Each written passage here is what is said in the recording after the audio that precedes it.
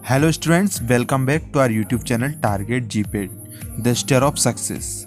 I am Rahul Ahirwal. Discuss कर रहे हैं GPAT 2021 question paper part 1 and part 2 हम ऑलरेडी डिस्कस कर चुके हैं, जिनमें हमने 30 क्वेश्चन करके 60 क्वेश्चन कंप्लीट कर लिए थे। इस पार्ट 3 में हम नेक्स्ट 30 क्वेश्चन नंबर 61 to 90 देखेंगे। अगर आपने पिछले पार्ट्स नहीं देखे हैं तो ज़रूर देखें, लिंक डिस्क्रिप्शन में है। सो बिना समय गवाए चलिए शुरू करते हैं।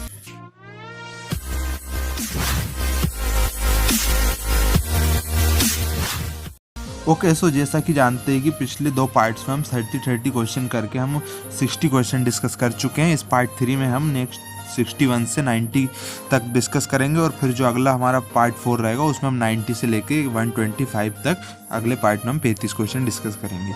तो चलिए स्टार्ट करते हैं। हमारा सबसे पहला क्वेश्चन इस वीडियो का, और क्वेश्चन नंबर 61 जो है वो है to monitor the safety of the new drug under actual condition of use in large number of patient has been classified as clinical trial. So drug की सेफ्टी को, कोई न्यू ड्रग की safety को monitor करने के लिए under actual condition जो हम लार्ज नंबर ऑफ पेशेंट पर उसका यूज़ करते हैं, वो कौन से क्लिनिकल ट्रायल में क्लासिफाई किया गया है। ऑप्शन हमारे फेज 3 के अंदर आता है, फेज 2 के अंदर आता है, फेज 4 के अंदर आता है और फेज 1 के अंदर आता है। सो करेक्ट आंसर जो है जिसमें हम large number of patient use करते हैं ड्रग की सेफ्टी को मॉनिटर करने के लिए, तो वो होता है वो आते हैं हमारे फेज 4 के अंडर में। Okay, now let's see question number 62। Question number 62 है हमारा, which is not the colligative property. जो नीचे depression of the freezing point, elevation of boiling point, elevation of vapour pressure और ऑस्मोटिक प्रेशर। सो इन चारों में से कौन सी जो है कि हमारी कोलिगेटिव प्रॉपर्टी नहीं है। ऑप्शन है हमारे पास A, B, C, D, मतलब ये A, B, C और D ये तीनों नहीं है, या फिर A and B नहीं है, और A and D नहीं है, या फिर C ओनली ये नहीं है। सो करेक्ट आंसर है, तो हमारी जो कोलिगेटिव प्रॉपर्टी जो नहीं है वो है हमारी C, मतलब ये हमारी कोलिगेटिव प्रॉपर्टी नहीं है। ठीक है ना। बाकी depression of freezing point, elevation of boiling point and osmotic pressure, ये तीनों हमारी कोलिगेटिव प्रॉपर्टी होती है। ठीक है ना। नेक्स्ट क्वेश्चन नंबर 63 ये कहता है हमसे कि given below are two statements, one is labelled as assertion A and other is labelled as reason. नीचे दो स्टेटमेंट दी हुई हैं, जिसमें पहले में हमारे पास असर्शन दी हुई है और दूसरे में जो हमारे पास रीजन दी हुई है, तो इनको हमको देखना है। तो असर्शन में दिया हुआ है हमारे पास quillaia tincture is included in potassium citrate mixture BPC। ठीक है। रीजन हमारे पास दिया because quillaia tincture act as an emulgent in potassium citrate mixture BPC and prevent separation of lemon oil as a surface layer when the lemon spirit is added। तो इसके लिए जो हमारे पास नेक्स्ट दिया हुआ है, in light of the above statement choose the correct answer from the options given below। तो assertion और reason को हमको देखना है कि दोनों सही हैं या दोनों गलत हैं, या फिर रीज़न हमारे लिए असर्शन के लिए रीज़न सही है या गलत है, तो वो इस तरह से हमें देखना है। तो हमारा ऑप्शन जो पहला दिया हुआ है कि both A and R true, मतलब असर्शन जो है quillaia tincture is include potassium citrate mixture. ठीक है। तो both A and R true, मतलब ये A जो असर्शन दी हुई वो भी सही है कि क्विलिया टिंचर जो इंक्लूड होता है पोटेशियम सिट्रेट मिक्सचर का होता है, और रीज़न जो है वो भी सही है। उसके बाद दिया R is the correct explanation of A, मतलब जो R दिया हुआ रीजन वो A के लिए करेक्ट एक्सप्लेनेशन है। तो अब पूरे ऑप्शन देखने के बजाय हम इसका करेक्ट आंसर देख लेते हैं। तो क्वेश्चन नंबर 63 का जो हमारा करेक्ट आंसर है वो है हमारा यही A। Okay, both A and R true, मतलब जो असर्शन है वो भी सही है हमारी, और जो रीज़न दिया हो वो भी बिल्कुल सही है, और जो रीज़न है ना वो असर्शन के लिए बिल्कुल करेक्ट एक्सप्लेनेशन है। सो ये हमारा करेक्ट ऑप्शन होगा। ठीक है ना। नेक्स्ट क्वेश्चन देखते हैं, question number 64। Question number 64 is that which of the following is not a gene insertion technique into a eukaryotic cells.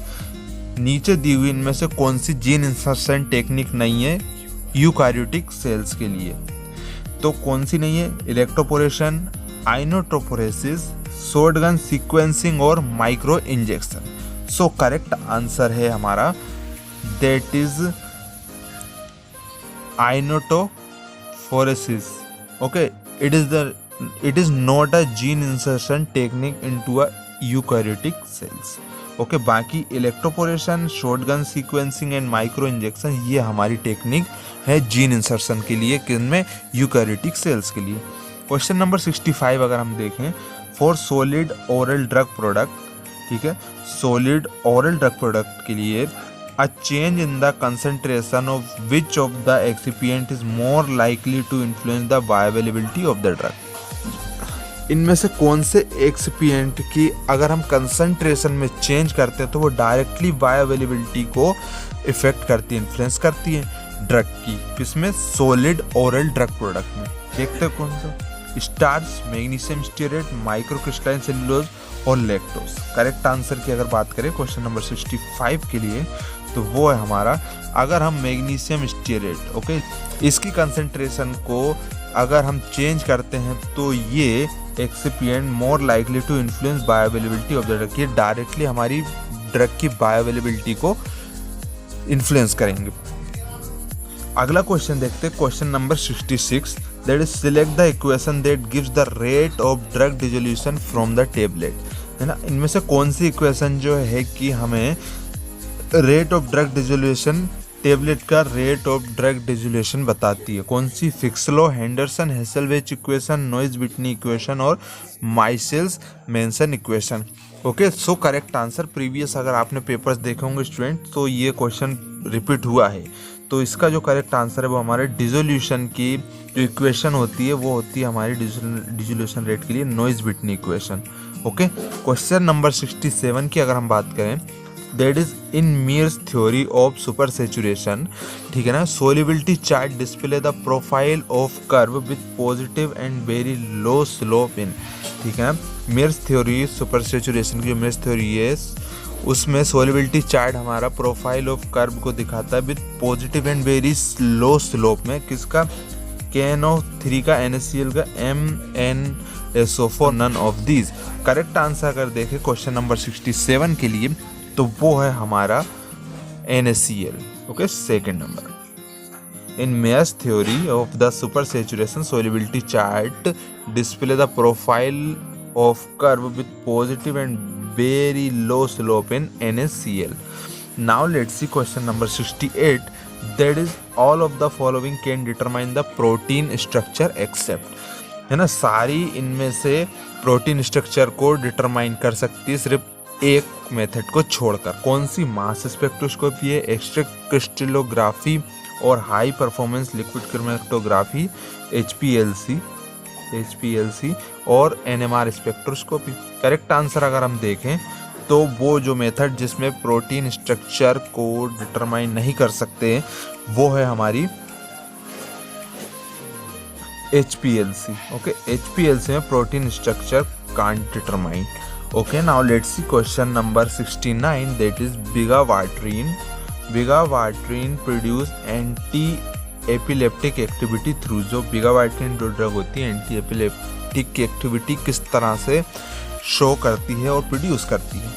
Correct answer direct देख लेते हैं, ऑप्शन ज़्यादा बड़े हैं। तो करेक्ट आंसर है क्वेश्चन नंबर 69 के लिए वो हमारा द बिगावाट्रीन इनिबिट गावा ट्रांसअमीनेज एंजाइम विच डिग्रेड गावा, ठीक है ना, जो बिगावाट्रीन होती है हमारी वो गावा ट्रांसअमीनेज जो एंजाइम होता है जो कि गावा को डिग्रेड करता है उसको ही ये इनिबिट कर देती है। इस तरह से ये हमारी एंटी एपिलेप्टिक एक्टिविटी शो करती है, ठीक है ना। नेक्स्ट क्वेश्चन हमारा question number 60, that is which among the following nuclei can exhibit NMR spectrum. इनमें से कौन सा न्यूक्लियाई जो है कि NMR स्पेक्ट्रम एग्जिबिट करता है? सिलिकॉन 28, कार्बन 16, कार्बन 14 और नाइट्रोजन 14। करेक्ट आंसर अगर देखें तो जो हमारा करेक्ट आंसर है क्वेश्चन नंबर 70 के लिए वो है हमारा कार्बन 14 जो है वो हमारा न्यूक्लियाई NMR स्पेक्ट्रम एग्जिबिट करता है, ठीक है ना। बाकी ये सिलिकॉन ये भी नहीं करता, कार्बन 16 भी नहीं करता, कार्बन 14 भी नहीं करता।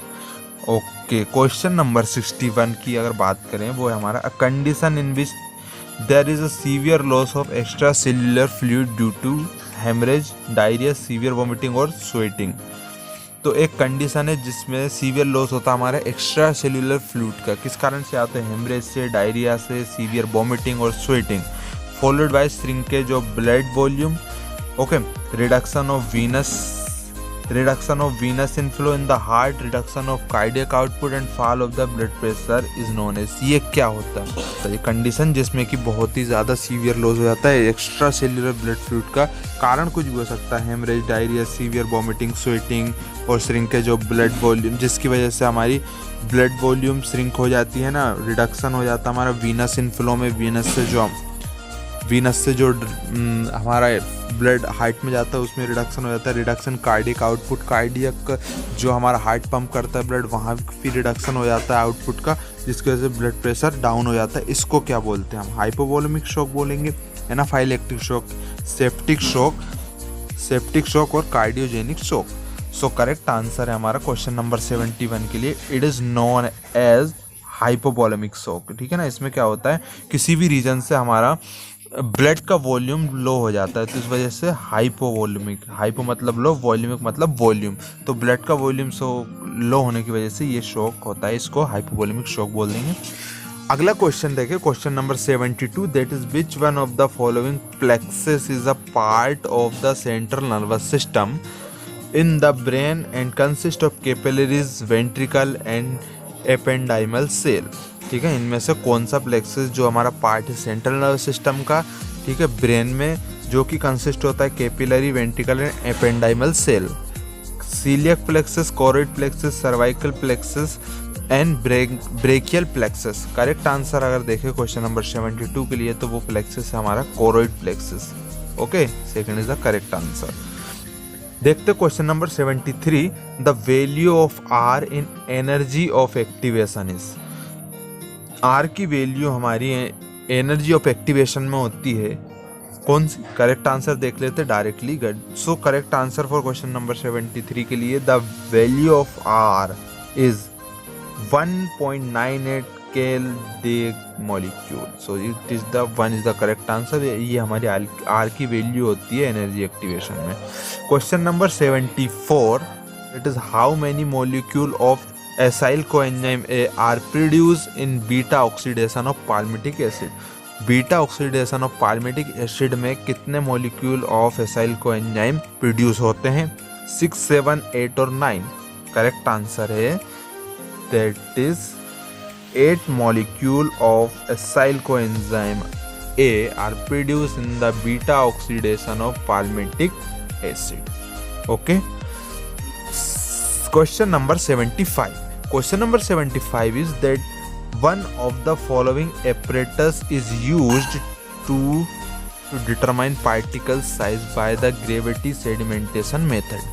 कौन सा जो हमारा apparatus यूज किया जाता है पार्टिकल साइज डिटरमाइन के लिए, किसके द्वारा, ग्रेविटी सेडिमेंटेशन मेथड के थ्रू। वो हमारा pycnometer, Ostwald viscometer, Andreasen apparatus और फ्राई बिलेटर। Correct answer, very easy question, that is Andreasen apparatus method. Okay, तो एंडरसन एपरेटस जो होता है वो हमारा एपरेटस होता है जो कि पार्टिकल साइज डिटरमाइन के लिए यूज़ किया जाता है by the gravity sedimentation method.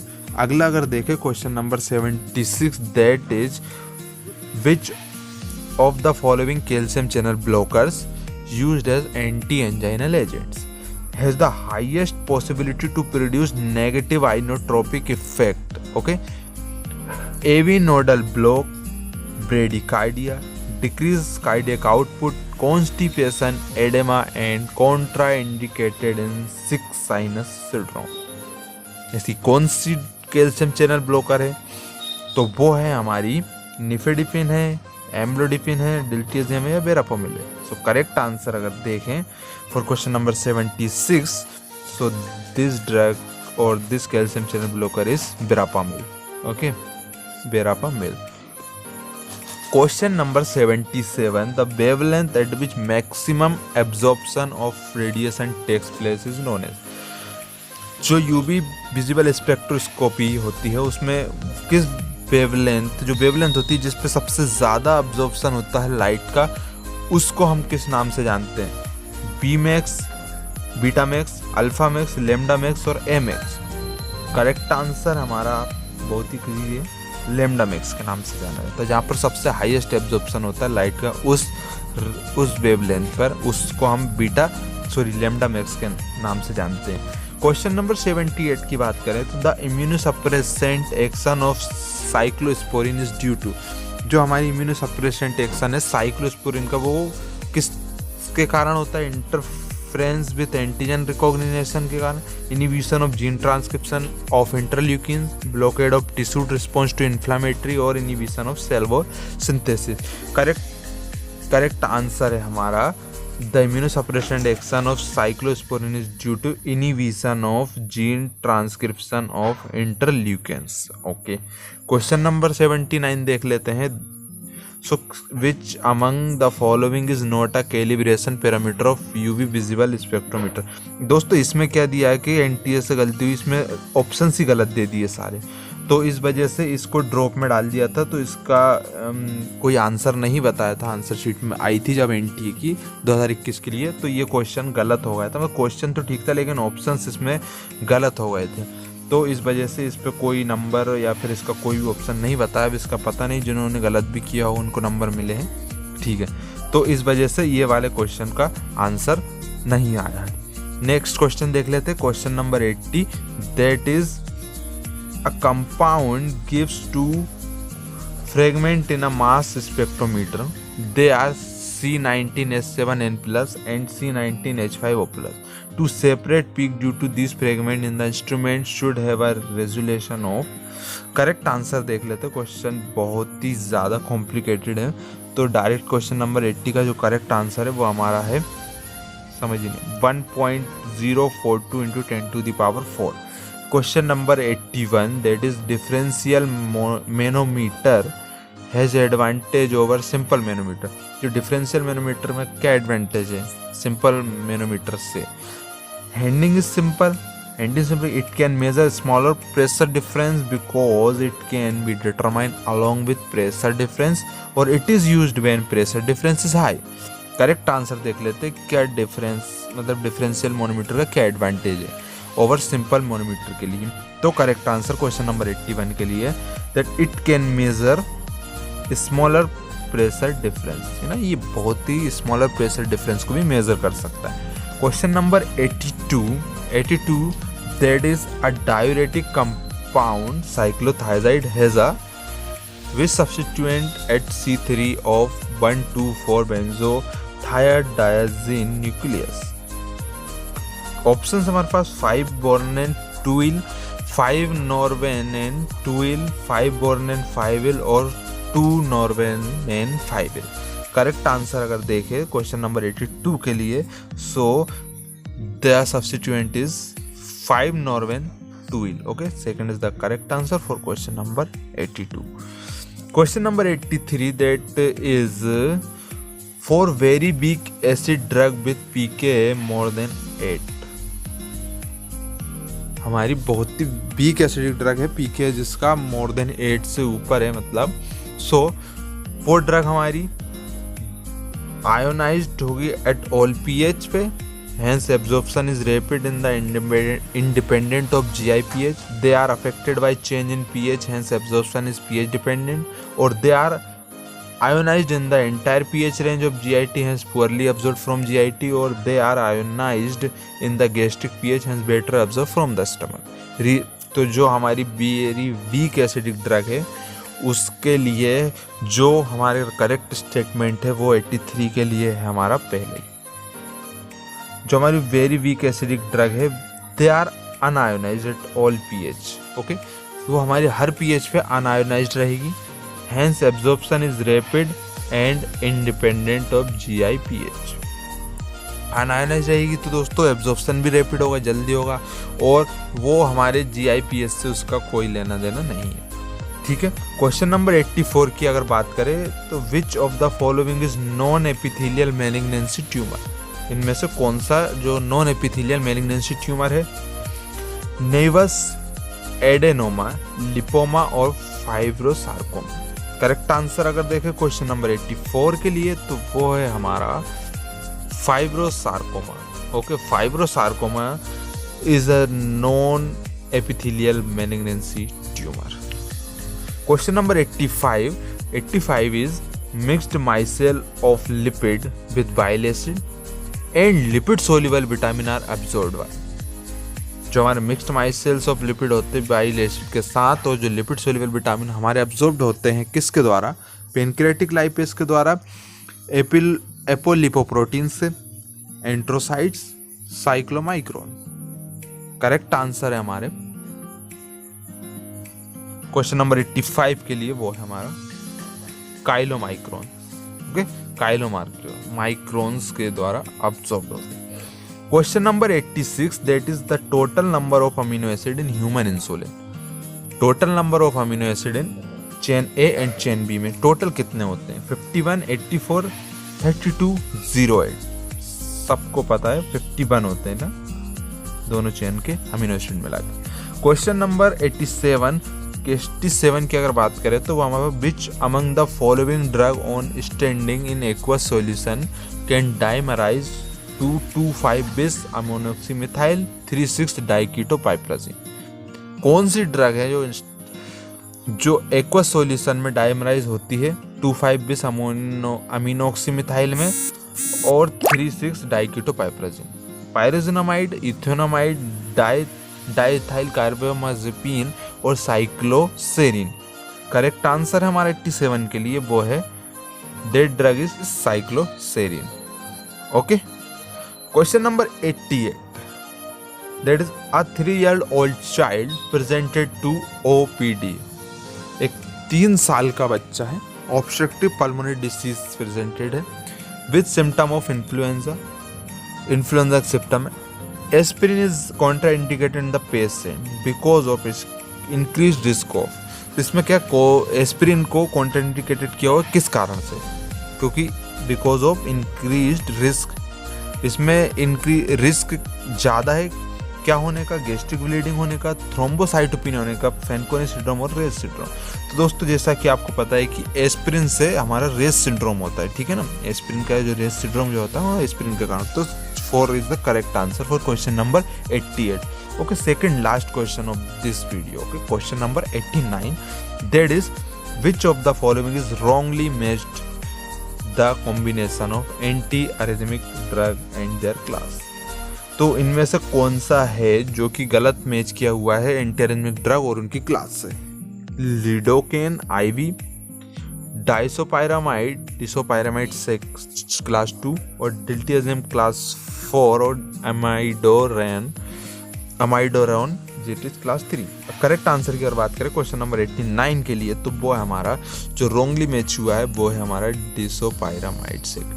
Correct है, इनकरेक्ट है ना। Question number 19 the last question of this video that is substitution constant for metabenzoic acid is donated by। substitution constant for metabenzoic acid is donated by sigma m pKh rho m phm। Correct answer देख लेते हैं question number 90 के लिए तो वो है हमारा sigma m। ठीक है, सो ये हम GPAT 2021 के अगले 30 क्वेश्चन देख चुके हैं। उम्मीद है स्टूडेंट्स आपको पसंद आए होंगे। अगले और आखिरी पार्ट में पार्ट 4 में हम क्वेश्चन नंबर 90 to 125 क्वेश्चन देखेंगे और इस क्वेश्चन पेपर को कंप्लीट करेंगे।